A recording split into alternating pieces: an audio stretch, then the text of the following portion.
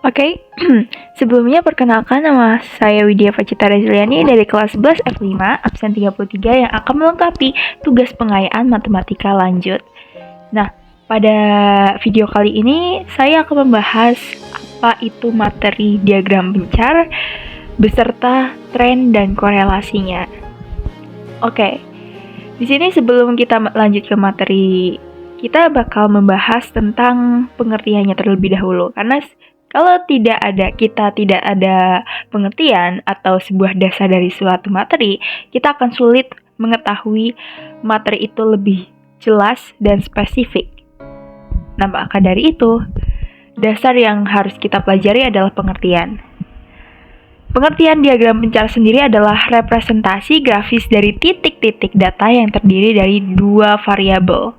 Jadi ada variabel X dan variabel Y. Variabel pertama biasanya dipresentasikan oleh sumbu horizontal atau X, sedangkan variabel kedua dipresentasikan oleh sumbu vertikal. Nah, begini contohnya.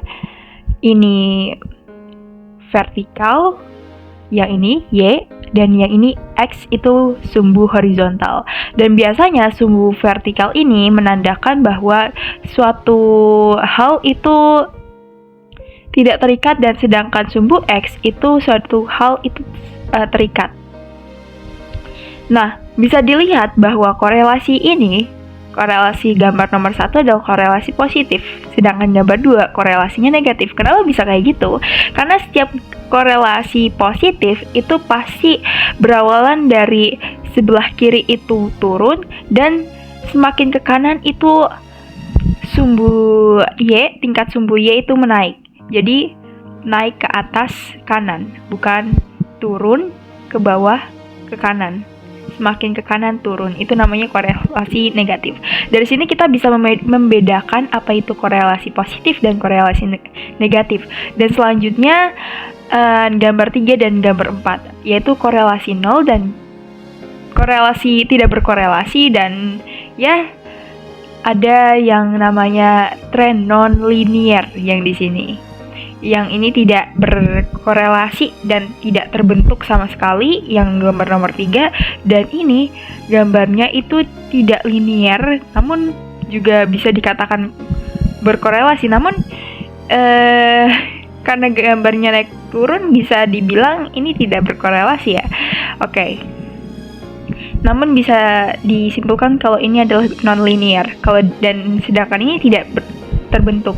Jadi tren data itu dibedakan menjadi 3. Yang pertama itu linear, yang kedua itu non-linear, dan yang ketiga itu tidak terbentuk sama sekali. Dan korelasi itu dibedakan jadi 3 juga, yaitu korelasi positif yang ditunjukkan gambar nomor 1, korelasi negatif yang ditunjukkan gambar nomor 2, dan korelasi tidak berkorelasi ditunjukkan nomor 3 dan 4. Ini korelasinya negatif, namun setelah berada pada titik tengah di sini, dia korelasinya positif. Jadi tidak menentukan, tidak jelas ya, masih labil diagramnya. Dan ini ada lagi pengertiannya. Diagram pencar juga dikenal sebagai scatter plot dalam bahasa Inggris.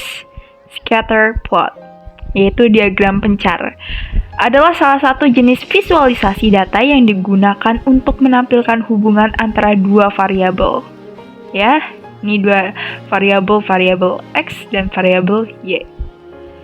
Nah, kita lanjut ke soal, karena soal ini bentuknya itu cerita agar lebih menarik, dan supaya melatih generasi kita untuk lebih melek akan literasi. Jadi soal ini adalah soal cerita. Simak baik-baik. Jadi soalnya itu tentang Bu Vita, adalah seorang penjual sepatu yang ingin memahami lebih baik hubungan antar umur pelanggannya dan ukuran sepatu yang mereka beli. Dia berharap dengan memahami hubungan ini, dia bisa mengoptimalkan stok sepatunya. Bu Vita mengambil data dari salah satu sekolah dan memutuskan untuk memvisualisasikan hubungan antara umur dan ukuran sepatu menggunakan diagram pencar. Dan di sini sudah ada visualisasinya dari soal di atas. Oke. Sebelum itu saya akan menjelaskan satu-satu dari A sampai C. Sebelum nanti di akhir video akan ada visualisasi atau ya tulisan tangan dari saya atas jawaban ini semua. Tapi sebelum itu izinkan saya menjelaskan terlebih dahulu di setiap soalnya. Oke. Bagaimana tren data pada diagram? Oke, tren data itu menunjukkan garis ya. Garisnya itu lurus, linear atau non-linear. Nah, di sini sedang ditunjukkan bahwa garis ini adalah linear karena tidak melengkung atau tidak terpencar titiknya. Jadi bisa disimpulkan kalau tren data pada diagram di atas adalah diagram linear. Bagaimana korelasi antara ukuran sepatu dan usia siswa? Tren itu ada 3, yaitu tren positif, negatif, dan tidak berkorelasi.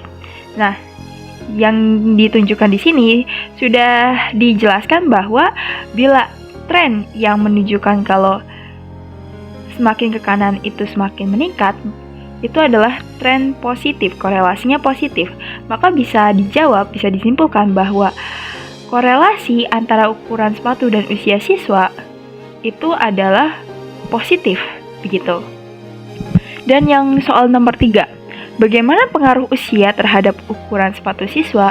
Oke, bisa dilihat bahwa sumbu Y dan sumbu X itu adalah saling keterkaitan, ya.